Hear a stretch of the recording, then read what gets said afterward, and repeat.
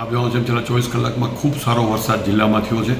એમાં ખાસ કરીને તલાલા અને જે આપણો વેરાવળ જે તાલુકો છે એમાં એવરેજ 10 ઇંચ જેટલો વરસાદ નોંધાયો છે. જ્યારે જિલ્લાના અન્ય ભાગોમાં એવરેજ 4 ઇંચ જેટલો વરસાદ નોંધાયો છે. આપણા જે ડેમ છે એ 5 ડેમમાં ખૂબ સારી આવક થઈ છે. હિરણ 1 ડેમ છે એ 55% જેટલો ભરાઈ ગયો છે. હિરણ 2 છે એ 70% જેટલો ભરાઈ ગયો છે. ગીરગઢડામાં આવેલો સિંગોડા ડેમ છે એ 77% જેટલો ભરાઈ ગયો છે. ગીરગઢડામાં આવેલો મચ્છુંદરી 56% અને રાવલ ડેમ છે એ 49% જેટલો ભરાઈ ગયો છે. તમામ ડેમોમાં ખૂબ સારા પ્રમાણમાં પાણીની આવક થઈ છે. અત્યારે જે આપણે જે પ્રી મોન્સૂન કામગીરી કરીમાં મોટાભાગે દર વર્ષે જે ભરાતું હતું એટલું પાણી ભરાણું નથી, પણ અમુક જે પેચ છે તલાલા ચોકડી છે કે પછી અહીંયા આપણું જે કલેક્ટર કચેરીની બાજુમાં જે કોસ્ટગાર્ડની આગળનો જે ભાગ છે ત્યાં થોડું પાણી ભરાણું છે.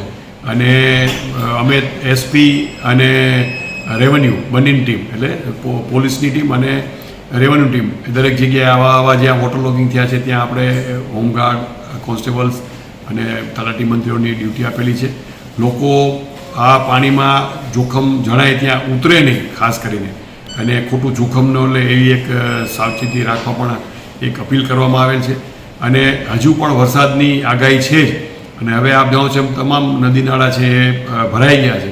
તો જો વધુ વરસાદ થાય તો કોઈ નીચાણવાળા વિસ્તારમાં પાણી ભરાય અથવા કોઈના ઘરમાં પણ પાણી આવવાની શક્યતા હોય તો આપણો 1077 આપણો કંટ્રોલનો નંબર છે. તેમાં ત્વરિત જાણ કરવાથી ટીમો મોકલી અને રાહતની કામગીરી કરવામાં આવશે. આપણો જે હિરણ 2 ડેમ છે એ 70+ જેટલો ભરાઈ ગયો છે, અને જો વરસાદ ચાલુ રહે તો એ છલકાવાની તૈયારી રહે તો એના જે નીચે હેઠવાસના ગામો છે ત્યાં ઓલરેડી અમે સૂચના આપી છે કે હિરણ ડેમ છે આટલો ભરાઈ ગયો છે, અને જો ઓવરફ્લો થાય તો શું તકેદારી રાખવી એની વેલ ઇન એડવાન્સ અમે જાણ કરી દીધેલી છે. આપણી એનડીઆરએફ અને એસડીઆરએફ 2 ટીમોની ફાળવણી કરી છે. એનડીઆરએફ ટીમ છે એ વેરાવળ ખાતે સ્ટેશન છે, અને એસડીઆરએફ છે એ દેલવાડા ઉના તાલુકો છે ત્યાં સ્ટેશન છે.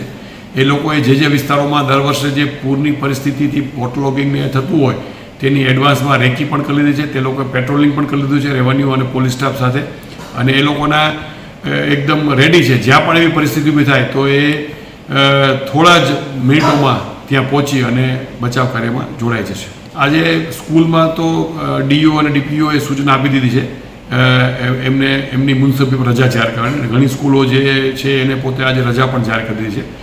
જો પરિસ્થિતિ આજ આવી રહે વધુ વરસાદ થાય તો અમે અહીંથી હોલિડે ડિક્લેર કરાવી દઈશું સેન્ટ્રલી સ્કૂલોમાં અને કોલેજોમાં, જેથી કોઈ બિનજરૂરી બાળકો છે એ કોઈ હેરાન ના થાય.